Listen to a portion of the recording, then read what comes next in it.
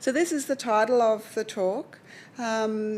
Usually when we talk about sociocultural theory, we're often thinking about, we usually sort of take bits of sociocultural theory. We think about sociocultural theory in terms of how it can explain children's interactions with digital technology. So you might go, zone of proximal development, for example, is an idea from sociocultural theory, and we might go, we can see how children are learning to use digital tech through the zone of, right?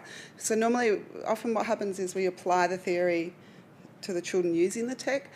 And this talk is based on a book that I just finished with my colleague Christine Stephen from the University of Stirling, and we use sociocultural theory quite differently. We actually took one of the key ideas of cultural historical theory, which is that human knowledge changes the tools that we have available to us for thinking over time to create a context for children's development. And so that's the story that I'm hoping to share with you today. But first of all, so digital tech, I mean, everyone's very upset about digital tech at the moment.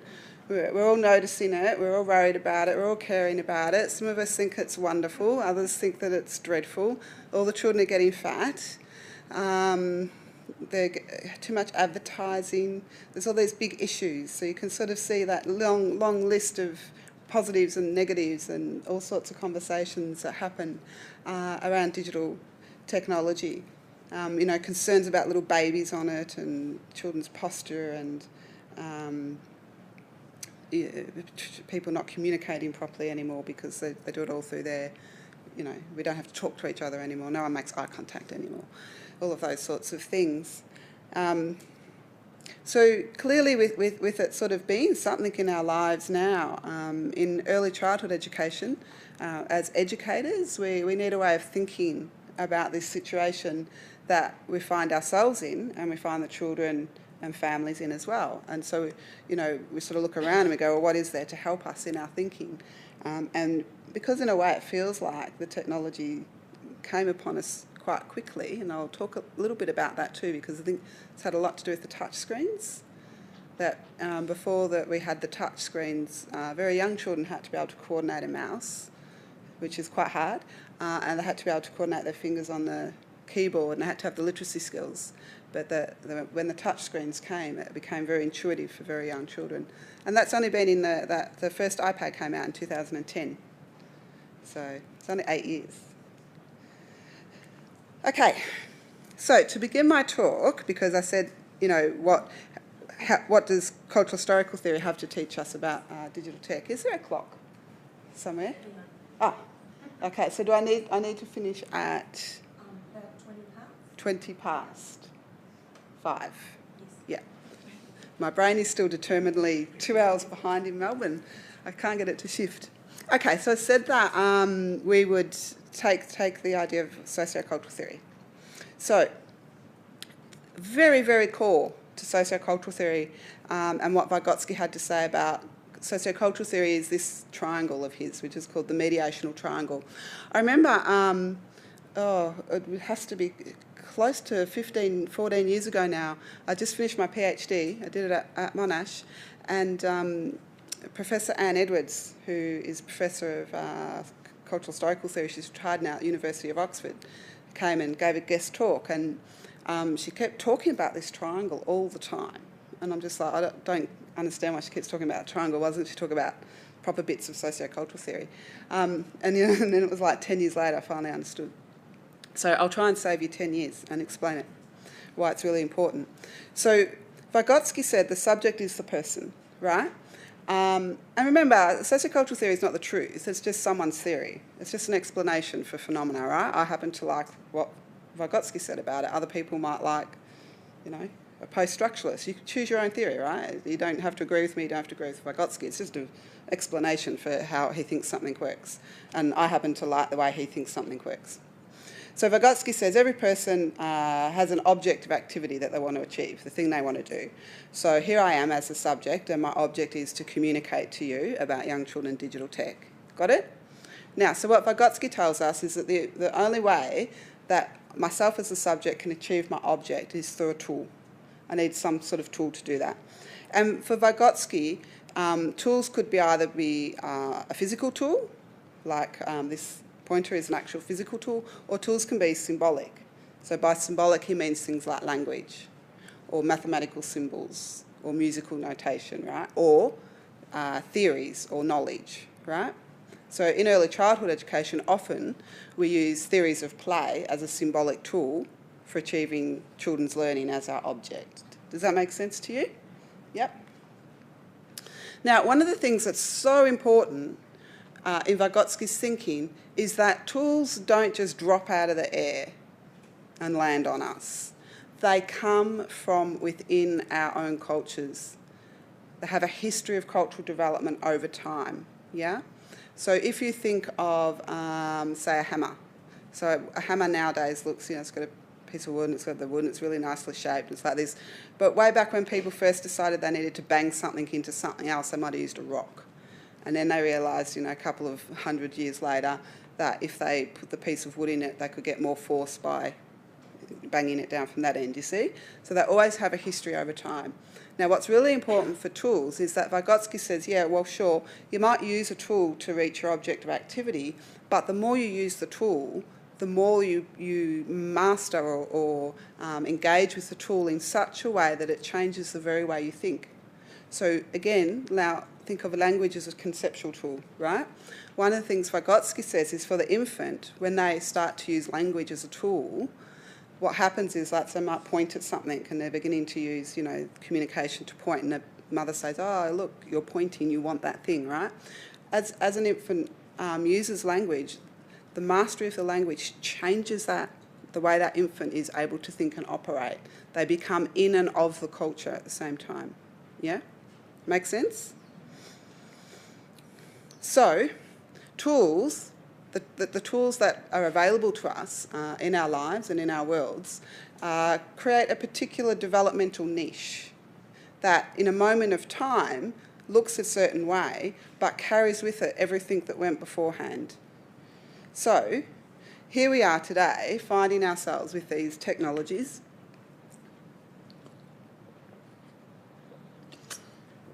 that children and caregivers and families and parents and educators are all engaging with, right? So this is the developmental niche or the cultural context that children of today are in. Now, we might disagree with this. We might think this technology is really bad for kids, yeah? But thinking that won't change the fact that it's in their niche, will it, right? So some of us go, all right, well, I'll just give up. Like, that could be one. You just go, all right, I'll just give up. That's how I parent. That's how my 10-year-old's got a phone. It's not the real reason he's got a phone. So we can just give up, or we can try and understand why is this niche like this, right?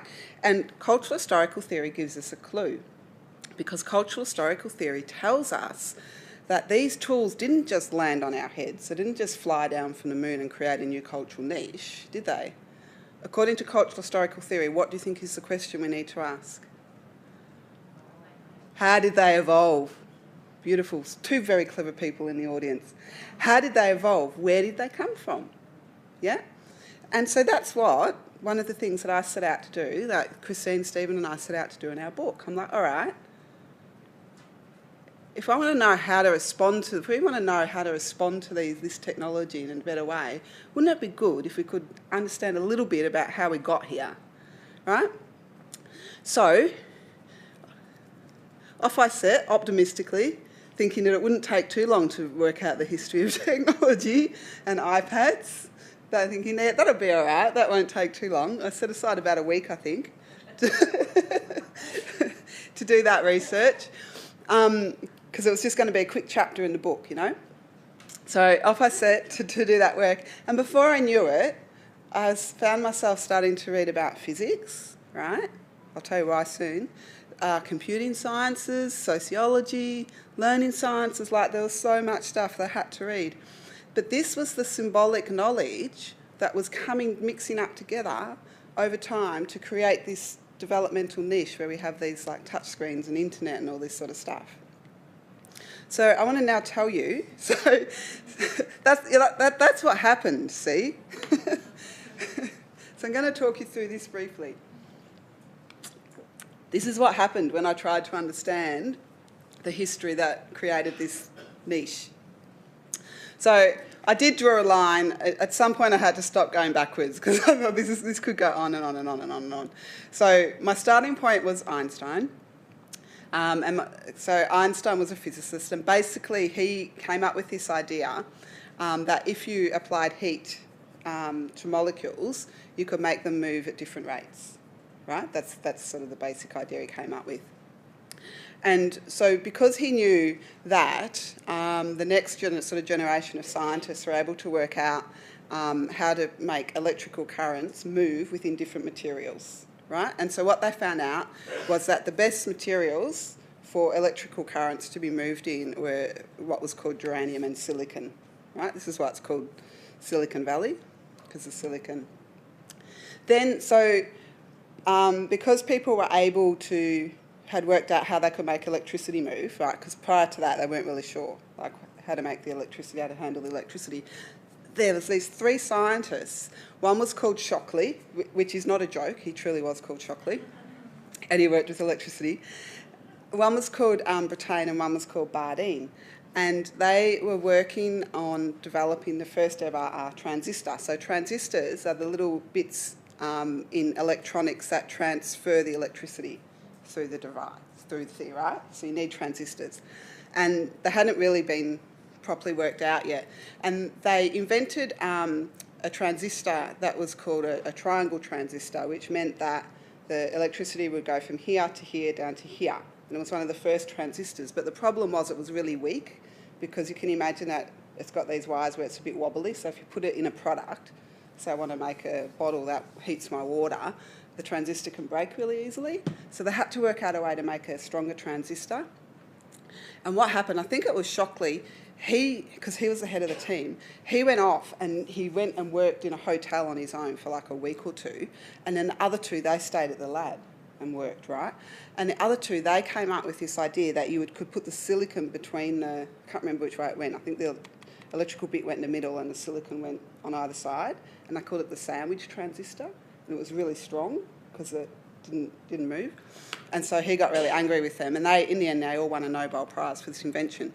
But that transistor is the beginning of the digital age, as we know it today, because before that sandwich transistor got created, there was no way for electricity to be used in materials, right? So remember, sociocultural theory says that knowledge transforms things over time to create new opportunities. So can you see how Einstein's knowledge of physics fed into understanding electrical conducts, which meant that these three people could create a transistor which suddenly changed what the human race can do?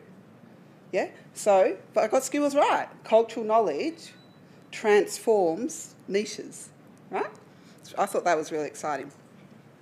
So then the sandwich transistor got used to create microprocessors. Now, microprocessors are the little... Have you heard of the word bytes before? Or bits in your technology?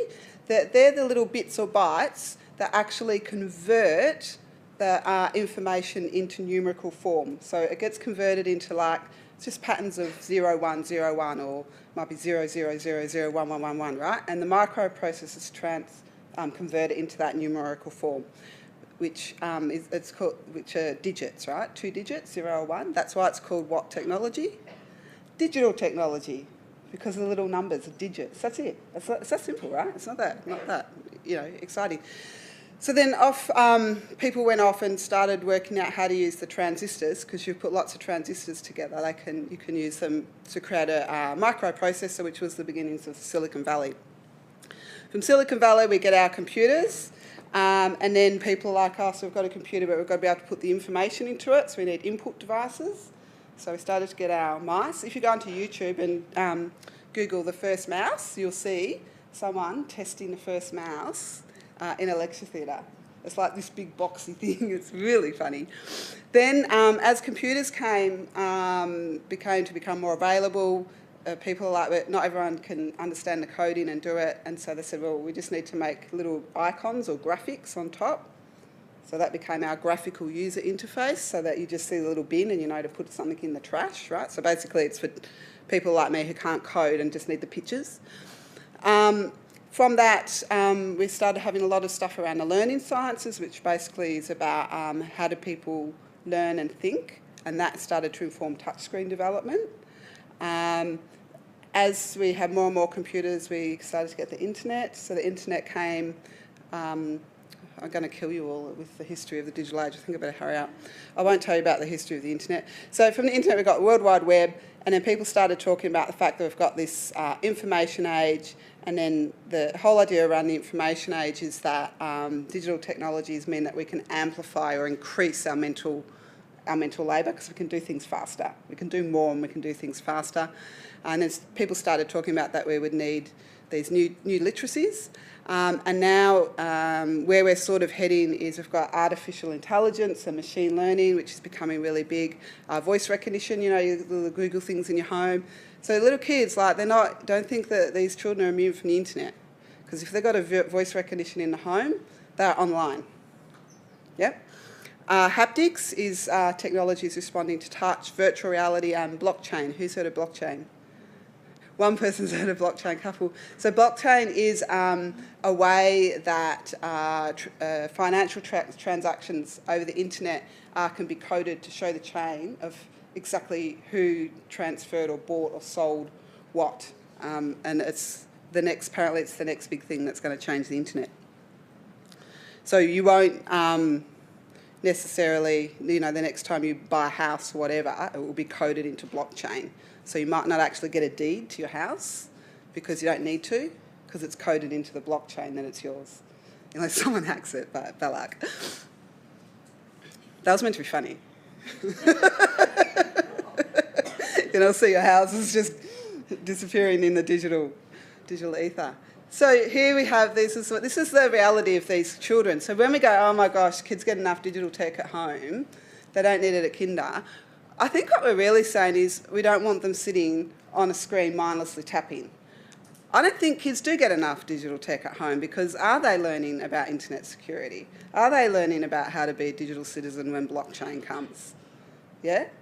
Are they understanding how they're positioned in relation to voice recognition and that they're online?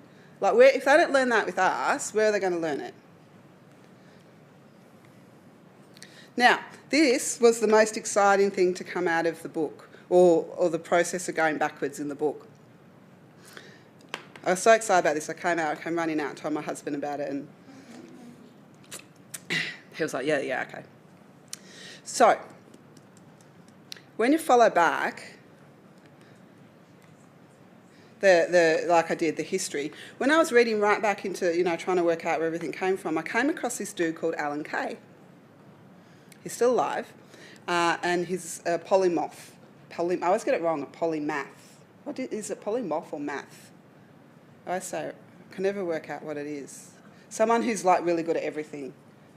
Like not just a little bit good at it, but like super, like, yeah, really well. And I can never remember if it's a moth or a math. Anyway, he's a poly. So he's like a professional musician, and he was in at the time in the 1970s he was researching input design, and he was actually researching touchscreen computers. But because he was interested in everything, he read really, really widely, and he was reading. Guess who he read? He read Vygotsky, right? He read Montessori. He read, I know, isn't it so exciting? He read Piaget. He read Vygotsky twice, clearly. He read Bruner and he read Dewey. And in his works, because he actually writes about what all of these theorists say about what's a really good medium for learning, the natural environment learning of the child, and he talks about it has to be social, it has to be collaborative, has to involve problem solving, he talks about all these things. And he says computers are the almost ideal environment for us to achieve what these theorists say about learning. And so he came up with this idea, and this is his little sketch here. This is his real sketch.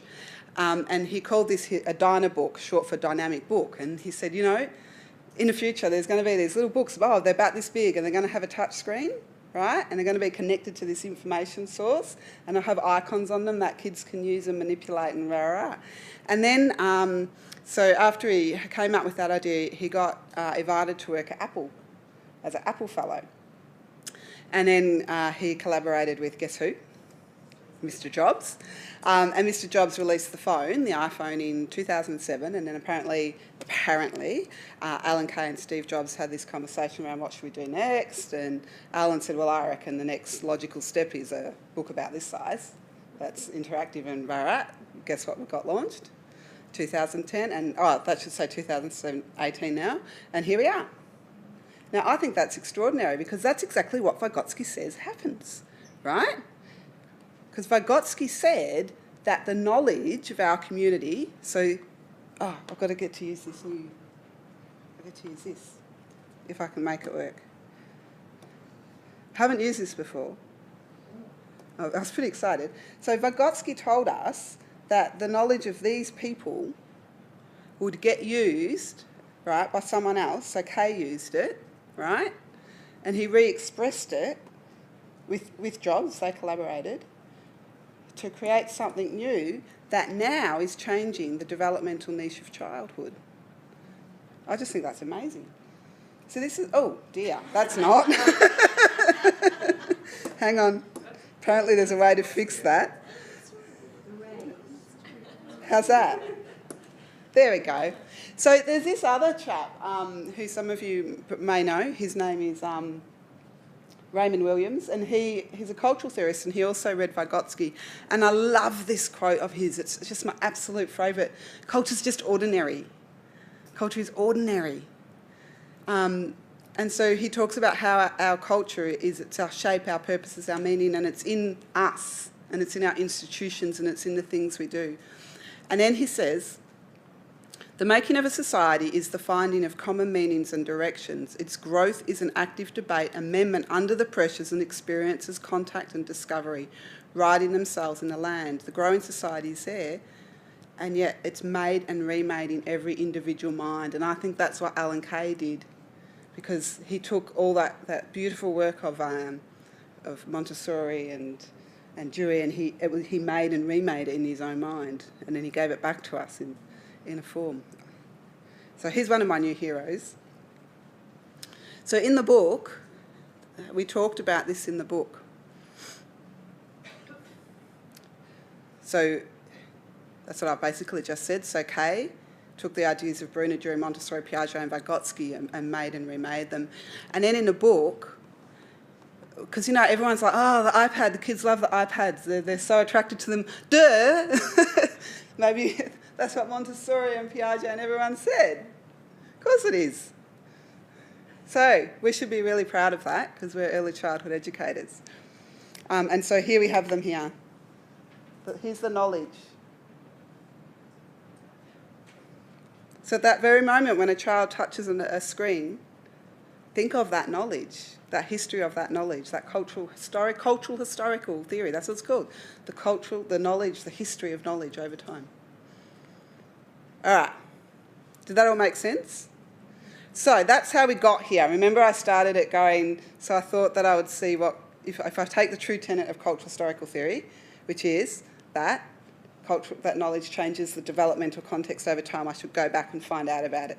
So rather than taking a week to work out the digital age, it took about 6 months. So then I'm like, okay, so I've worked that out. I've got a bit of a grip now on this context, what it is, what it looks like, how it came to be. But then I'm like, that leaves us a bit of a so what question, doesn't it? Okay, so what are we going to do with that? So I had to go back to cultural historical theory because remember it tells us that knowledge will help, that we have accessible to us knowledge that helps. And actually there is a body of knowledge that's not very well used in education at all. And Andrew Gibbons, he's from New Zealand, he's written about this and he talks about the fact that there is a body of knowledge that can be useful and it's called theory of technology or philosophy of technology. So just like when our students come, or when you yourselves go through university, you learn theories of play, right? You learn theories of development, you learn theory about physical development or whatever. We should actually be learning about philosophy of technology. So then I had to go and do some more work, which was around philosophy of technology. Have you heard of philosophy or theory of technology before? Some of you have, some of you haven't. So I'm just going to give a really quick, very, very quick overview. Because I think this is really interesting too. So there's sort of three main ways you can think about it. You know how, like, in theories of play, you could say, there's Parton and there's Piaget and Vygotsky, right? Same in philosophy of tech. There's sort of these three main ways. The first one's what's called technological determinism. And this is the one that people pretty much have as their default, only because we're not necessarily aware that there's other ways of thinking. So technological determinism takes the idea that the technology will happen, that we're sort of a bit powerless against it, and it just keeps coming, and it changes things, regardless of, whether we want them to or not. And it's sort of, you can have a positive view of technological determinism, like, technology's fantastic, it's the way of the future, let's give every kid their computer of their own. That happened in Australia, one laptop for every child, it's the way of the world, it's going to be fantastic. We'll give one for everyone. Or it can be a bit more negative, where people are, technology, it's just changing how these kids behave, and that they can't talk properly anymore, and they don't make eye contact anymore, and they're all just on the screens and all getting really fat. Yeah? A beautiful example of this is coming through your airport, and now that you don't get processed by a person anymore, you know how you just put your passport in the machine? And you're really good here, like, you've got a really long row of them, you've got lots, right? In Melbourne, there's like 4 for a whole plane load of people, right? So yours is really good, there's just a row of them. And so I'm waiting for my turn, and I hear this man behind me, and he goes, look at that. How many people could have had jobs? Right? So he's a technological determinist of the negative view, because what he's saying is the technology is determining what's happening, and it's not for the better, right? The substantive view of technology says that what happens is that as technologies are invented, first of all, a new technology gets invented, and we'll all be really excited about it, and we'll all really notice it. Like, I'm old enough to remember the first phones, when they were in big bags that people carried around with them. Everyone was very excited about them, or the ATM. Like, kids don't even know what an ATM is anymore because their parents do all their banking. Like, kids barely even go to ATMs anymore. But it was very exciting, so it's like, you can go to the bank and get money. 24 hours a day. Like, that was a concept, like, that was really exciting. And then what happens over time, according to this substantive perspective, is that the technology sinks out of our sight. We don't see the technology anymore, but what we do is we talk about the social practices that the technology generates, right? So I'll go to the bank and get some cash. Or with our phones, like, we don't even notice our phones anymore, but our phones let us do really sneaky things, like, I know I can be a bit late to meet Maria because I can just text her and say, on my way, right? So I don't need to notice the technology, but it changes my social practice. And what we do is we talk about the practices. And she just sends me a happy smile back, going, no worries, yeah? Hopefully, all going well. Yeah? Make sense? Then there's what's called the critical theory of technology. And this theory of technology says that technologies are not neutral. Technologies are always created with a value in mind. So if you take that example at the airport, right, then the technology for processing our passports is created because it's faster, it's more efficient, it saves money. They're the values that are in mind. We don't have to agree with your values. You don't have to think the values are good. They just are, right? So the technology is created with values, but the technology is also received with values, right? So another example is assistive technology for young children. Assistive technology might be designed with a value in mind to make sure that a child who maybe can't see can still participate in the classroom. And so then there's lots of audio, for example. And a teacher might use that because they value that technology for how it supports inclusion. Does that make sense? Yeah, so 3 views. So can you guess which one I've started to use in my work? Have a stab.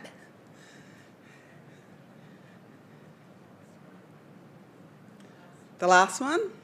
Who reckons I'm using determinism? No one wants to be a determinist, do they? That's like belonging to Slytherin. Who wants to be a Hufflepuff? Substantive. No. What's the really good one that Harry's in? Gryffindor. Yeah, he's a Gryffindor, right? Critical, yeah? Critical, yeah, you're with me, aren't you? Yeah. Critical theorist. So I've started reading some of this critical theory of technology. Okay, so this is Neil, Professor Selwyn. He's at Monash University, and he's used critical theory of technology in his work. And what he says is that really, so critical theory is about values, but he says another way to think about that too is just to look at the state of the actual. Just let's all take a deep breath about the kids getting fat, or whatever it is we're worried about, or that the technology is going to, revolutionise education. How many times have we heard that technology is going to revolutionise education? And still we have lectures, and still we have tutorials, so clearly hasn't worked yet. So what he says is let's just have a pause and just look at the situation. Let's look at how the technology is being used in the situation. Make sense? So just saying, just look at the state of the actual, what's actually happening. So in a project that I've been doing with my colleagues, you can see them all up here, so many of them you all know, so Joss Nuttall, Sue Grieshaber, I think that they've all, I was joking with Marie that they all have been and spoken before me, and I'm just the last one. Professor Wood from Sheffield, and then we've got a research fellow, Karen McLean, and our amazing research manager, and some RAs and a PhD candidate. So we've been doing this project where we're trying to think about, what is this digital stuff in early childhood, and we've called it New Play Pedagogies. And our starting point for New Play Pedagogies was, let's just look at the state of the actual. Yeah? So, to look at the state of the actual, one of the things that we knew from our work that was happening with children's play, whether it was at home or in centres, and you may recognise this, is that it's sort of like all messed up, like it's not just traditional anymore, but it's not sort of just digital. Have you noticed that it's becoming more and more sort of integrated? So they might, let me think for example, let me take a step back. So to try to understand this integrated play, we came up with this concept that's called web mapping. And what web mapping does is it says, here's the sort of traditional play. So this is a traditional play, pretend play, construction play, fine motor, craft and outdoor. That's things that we know kids do, right? And then here's sort of like technologies or digital media or popular culture. And so I can go, my son, he watches Octonauts on his iPad. So I come into this iPad wedge, right? And after he's watched Octonauts on his iPad, he likes to do some role play. So I colour that wedge in, because you see my role? You see that? So I colour that in, right? And then he likes to play with his Captain Barnacle's toy as well. So that's his toy, but it's still pretend play. So then I colour in pretend play, right? And then it's going to be his birthday, so celebration, and he wants a Octonauts party. So we make a cake together, which I could put in construction, right? So it's not separate. The play's not separate. It's very integrated, right? So we call this web mapping. And so what we wanted to do is we wanted to know if teachers use this sort of web mapping notion, what could we learn about the state of the actual of the children's play in terms of some new sort of practices or new ways of children playing, yeah? So does that make sense? Yeah. There's some publications on web mapping that you can read. Or here's, like painting. So you say it's the iPad, and they can do craft activities on the iPad now. Okay, so do you say that's not craft because it's not like actual physical craft, but it's still craft because you could drop on and dragging and putting things together on the iPad? Yep. So, okay, so we wanted to have some sort of starting point for what these state of the actual practices would be when the teachers use web mapping. So we looked to a body of work that already exists that's called New Literacies, and New Literacies is mostly being used in primary and secondary school, and it basically says that if teachers try to pay attention to children's existing life worlds, build conscious understanding, help children interpret their context and make meaning across context, that's really helpful in a sort of digital world. And that learning practices that are digital mean that the children have got opportunities for design, use and redesign, their resources for learning, and that they'll be very multimodal, so it will mix up written, oral, visual, audio, etc., etc. This briefly tells you what we did. My God, get my skates on. So we worked with teachers, we taught them about word mapping, we interviewed their families, the children's families, and then we got transcripts of the interviews, and then the teachers read the transcripts, and then the teachers coloured in the web maps based on the transcripts of the children's interest at home, and then they planned some new stuff for the children. We interviewed them and the teachers video recorded, and then we went looking at that video footage to try and see if there was any evidence of these things in particular in what the children were doing because of the teachers having used web mapping. Yeah, so we give teachers web mapping as a way to think about the play as integrated, and we ask them to create activities based on web mapping, and we're looking then for these things. Does that make sense? So we're trying to understand the state of the actual according to a critical theory of technology. So that's what we did. Is there any significance in the order of the rings? No, none. So we're actually working on this again at the moment in Australia, and we're not using these, and what's on here now is the 5 learning outcomes of the early years learning framework. So one will say communication, identity, well-being, connected and contributing, I always forget one, and then we're not using these like that.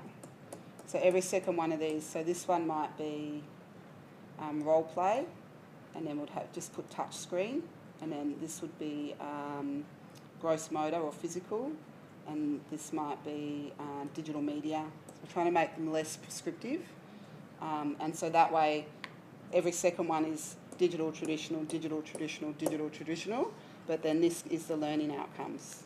So what's happening then is the teachers have got a way to get the traditional and digitals together, and it's integrated with the learning outcomes. Make sense? So here's an example. So the yellow is what the teacher coloured in based on the transcript that came from home. Yeah?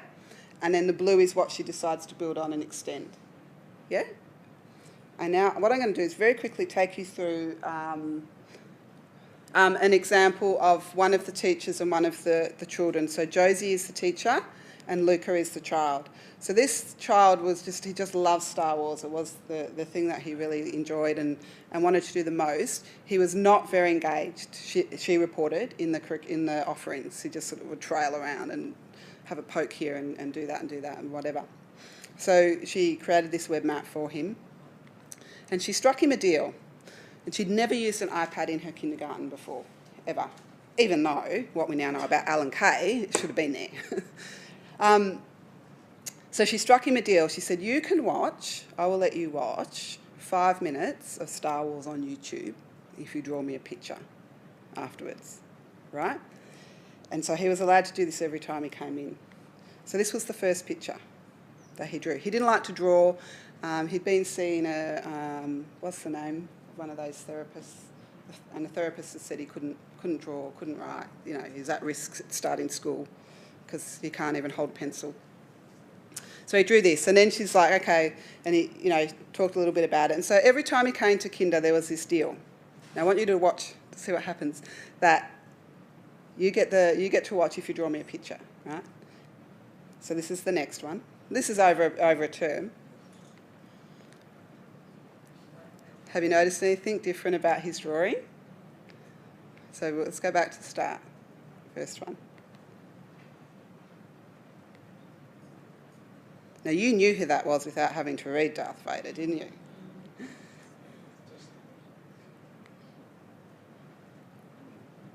Now, what started to happen was that she gradually reduced the YouTube time as part of the deal by about 10 or 20 seconds every time. So what's he starting to do? Tell a story. Yeah. Darth Vader's in trouble there. Then one day he came to her and said, I don't want you to do the writing. I want to do the writing. Can you tell me how to spell? blah, blah, blah, blah, blah, blah. So she printed them all off and she wrote them down, and she just laminated them and popped them out there. So this was the first time he tried to write anything.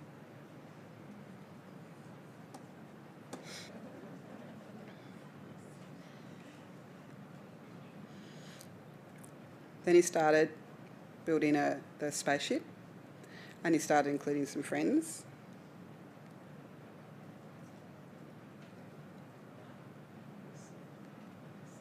My favourite.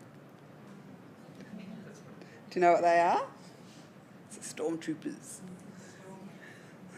I just love them so much. That is multimodality. Then they needed the guns, but to make the guns they needed gunpowder. They called it gunpowder.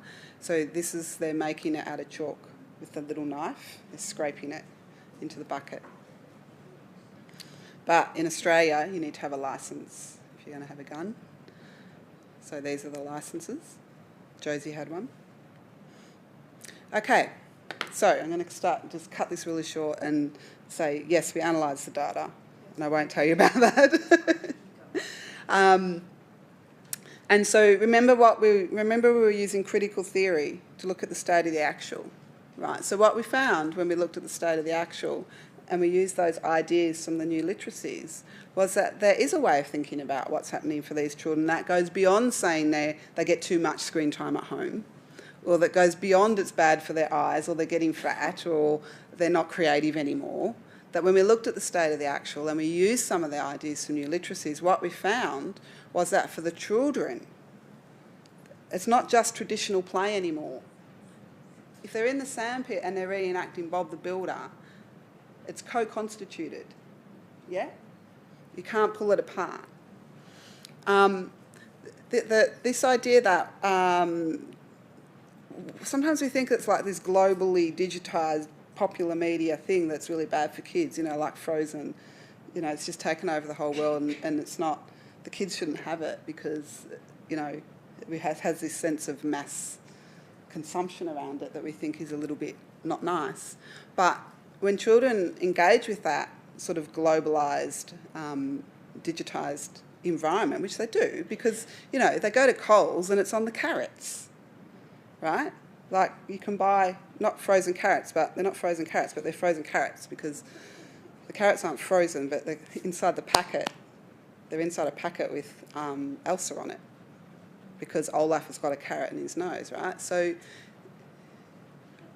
what do you do with that? That's a local experience for the child. If the child is in the shop and in the fruit and vegetable section and she walks past frozen carrots, what do? Do you say, well, that's not part of your local experience and I reject that because it's mass popular culture? So we have to think about the fact that those sort of global digitised things are actually locally meaningful for children. That when my little boy, who loves Octonauts, tells me I never get to be Captain Barnacles, actually. I have to be Peso, because he saves the leading role for himself, as you should when you're nearly 4. That it's a locally meaningful thing for him. He watches it in the lounge room with me. And then we'll go out and play it in the park together. So to him, it's actually experienced locally. It holds local meaning, even though that it is internationally globalised. And that this sort of interlacing, like how do you separate the technology from the digital media from the popular culture?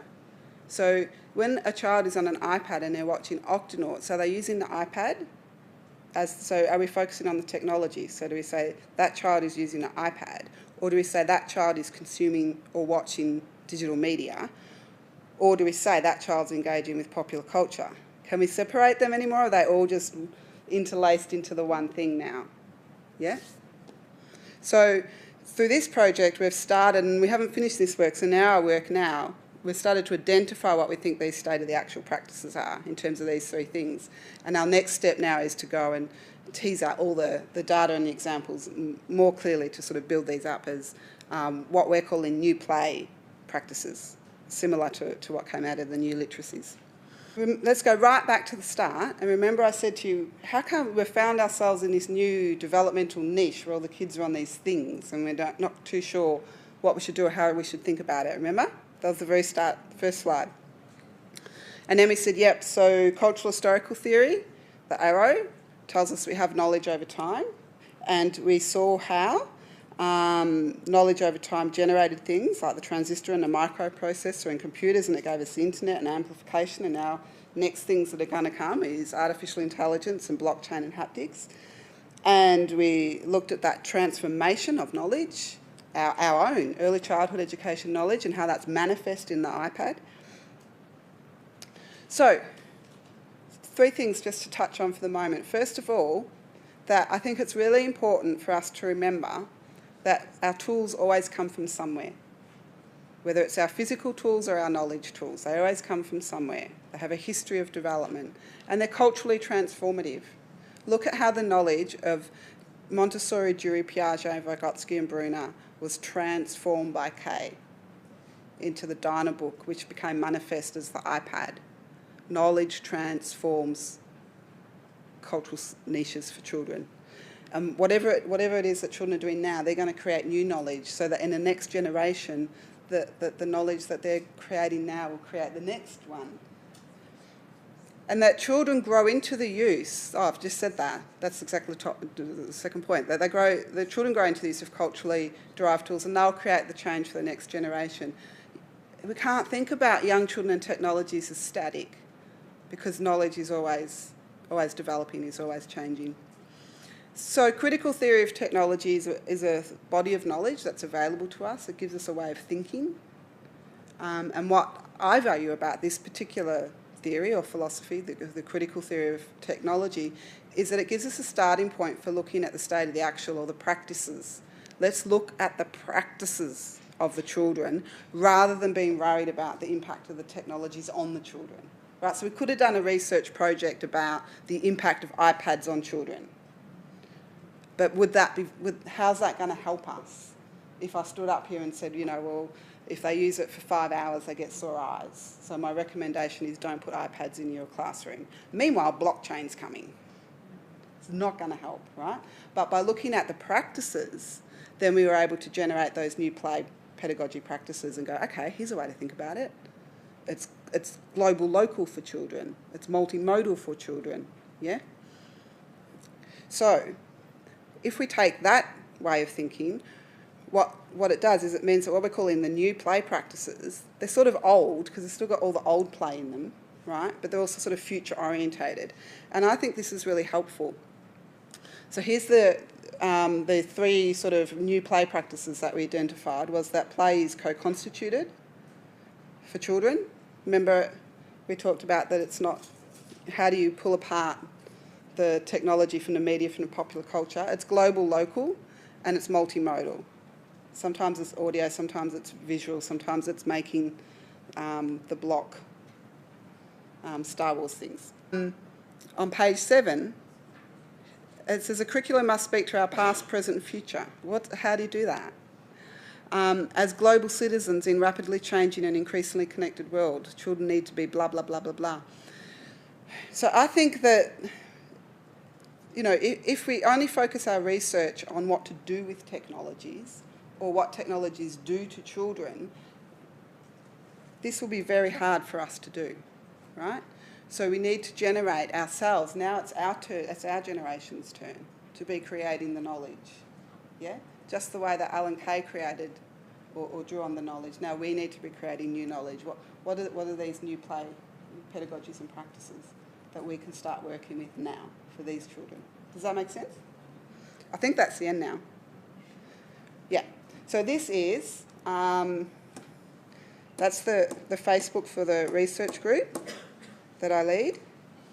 So you can go there and have a look at what we post there.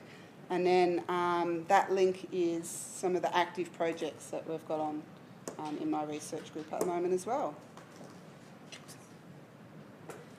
Thank you, Susie. I had the opportunity to meet Susie this morning for a really brief meeting, and we both agreed we could have talked so much longer. but I knew I'd get more when they came along this afternoon. So thank you so much. I could listen to you for hours. You've got so much to share. But Now I'll come back again, so no one says that at home either. Ever. You've clearly, you've really provoked our thinking in terms of the challenges of for ECE in this digital age. You've reminded us importantly about history, and that's so important to seek to understand where these tools have come from. And importantly, that play can't be pulled apart. And interesting you talk about octonauts, because that too is an interest in our household. And it is really locally meaningful for my children, and I see them. Do you ever get to be Captain Barnacles? No, I'm quasi. You're quasi, right? Oh, that's even lower status than peso.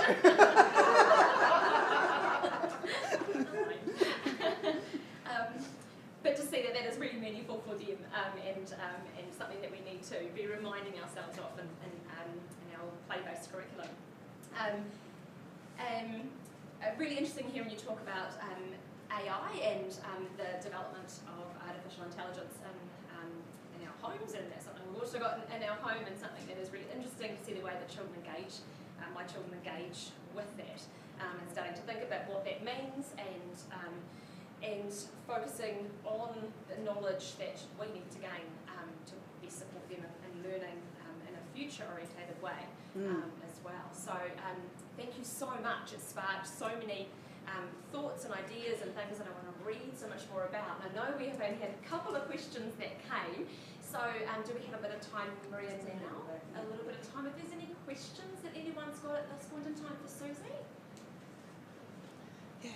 Does it in any way change the way children's brains develop? I can't answer that question. Oh, okay. Sorry. I mean, I don't know the literature, so I can sort of hypothesise. But I can't answer that question. So I guess we know from the brain research that children's brains are wired according to a certain stimuli, right? So I don't know if anyone is researching that or looking at that or scanning their brains or whatever. So I don't know. I can't answer that question. Sorry. Good question. And the question about the question is, does it really matter? Like, we might go, oh my gosh, we don't want their brains changing and wiring, but actually maybe we do, because their brains are adapting to the very environment that they need to operate in. And if we knew that, we could extend further Yeah, and support them further. we could. Yeah. Yeah. Hi, Susan. Can I ask, at the last you mentioned about we need to invite new technology.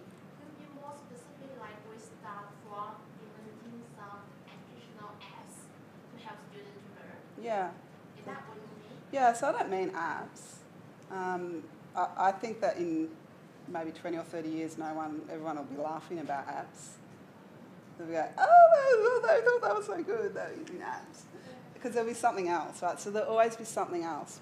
That's what cultural historical theory tells us, right? We will always transform the knowledge for the next thing, right? So I don't think it's about necessarily, make sure you've got 6 iPads in your classroom and you've got this app and this app and this app.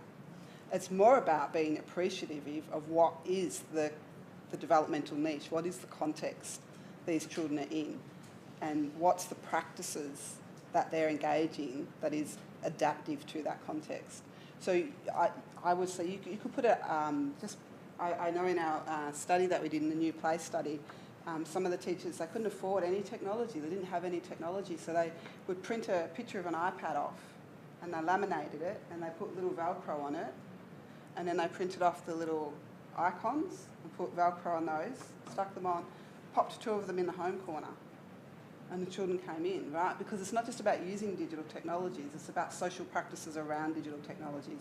And so then the children were role-playing digital social practices, which in my mind is just as important as sitting on that. Why would you, a mindless app? Like, there's good apps and there's bad apps, right? So I'm trying not to be a deep technological Determinist. But when you're saying that there are children obese and swimming and all that, I was thinking, I don't really see that. But what we see over time is, and I think parents of technology, Mm. I wonder, and you're saying that technology will change in the future and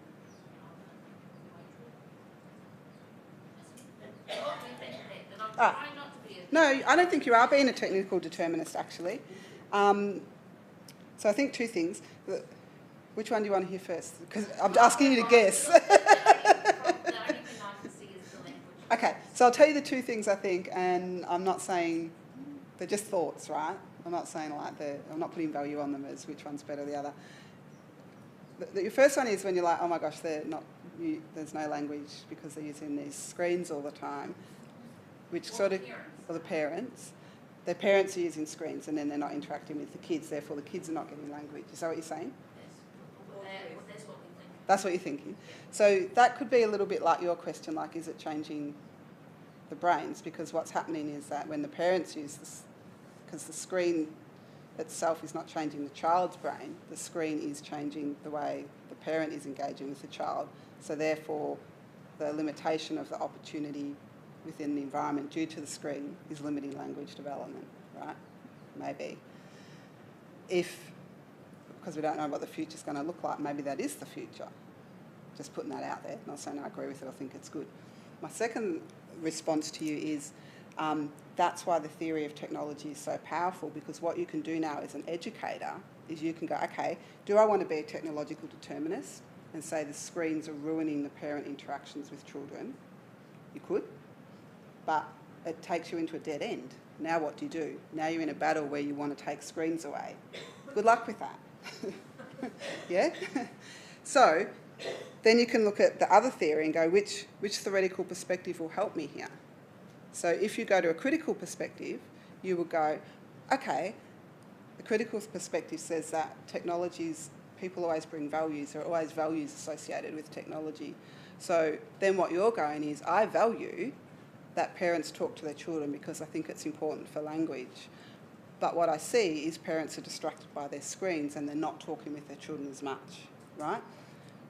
But because you're working from a critical perspective, it's not a dead end for you anymore, because now you can open that up as a conversation with your families. Or you can look for research which highlights how important parent-child interactions are, and you can push that sort of information out to your families. Or you can model practices at dropping off times or picking up times that don't use screens, yeah? So that the theoretical perspective we take on technology can give us agency in our relationship to and with technology. Do you understand? So the theories, right, we can sort of choose where we want to stand. So I can stand here, so I'm going to be a technological determinist for the rest of my life, which will mean as an educator, if I firmly believe in traditional early childhood education, I'm not going to like much that I see in the next 20 years. And I'll just say the technology has made the kids' language bad and lazy or whatever. And I can stay in that perspective for the rest of my life, right?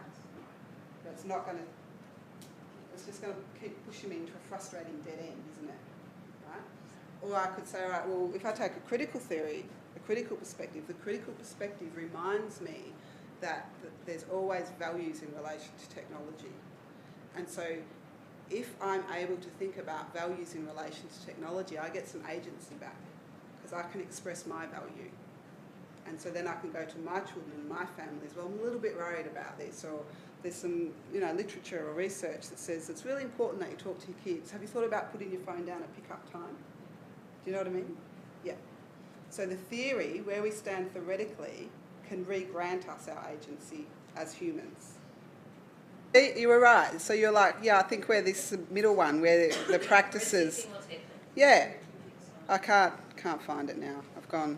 It's gone. Oh, there it is. Sorry. The substantive one, which says that we don't see the technology anymore, but we engage in the practices. You just used, that was stunning, because you just used a theory or philosophy of technology to articulate where and how you stand. Well, you did it beautifully. But isn't that, see how when you're able to articulate the relationship between the person and the technology, it gives you a grip on it. It's not such a thing that's just happening to us.